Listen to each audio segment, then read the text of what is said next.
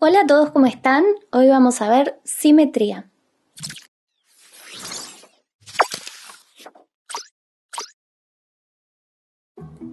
Seguramente hayas visto este tipo de imágenes en donde si colocas una línea por la mitad vas a observar la misma forma hacia un lado de la línea que hacia el otro.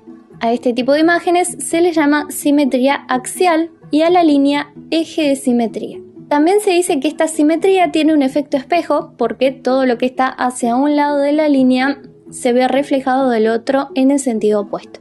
La simetría es la correspondencia de posición, forma y tamaño respecto a un punto, una línea o un plano de los elementos de un conjunto o de dos o más conjuntos de elementos entre sí. ¿Qué quiere decir esto? Que la simetría es la correspondencia de dos elementos por lo menos en su forma, tamaño y posición respecto a algo que puede ser un punto, una línea o un plano. Por ejemplo, si miramos esta imagen podemos ver que si nosotros trazamos una línea exactamente por la mitad, tenemos hacia ambos lados la misma forma, el mismo tamaño y la misma posición de los elementos que están hacia un lado de la línea y hacia el otro.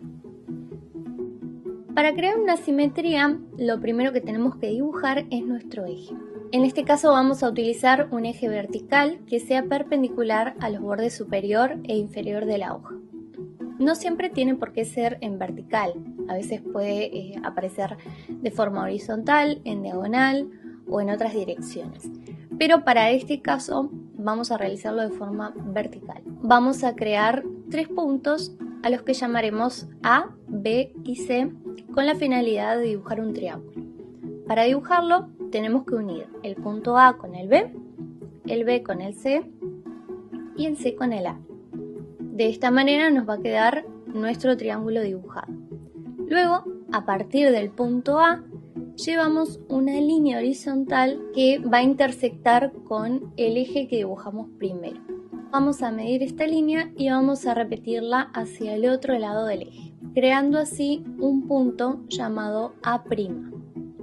Haremos el mismo procedimiento con el punto B, creamos una línea horizontal hasta que intersecte al eje y luego continuamos proyectando esa línea repitiendo la distancia que hay entre el punto B y el eje hacia el otro lado creando el punto B'.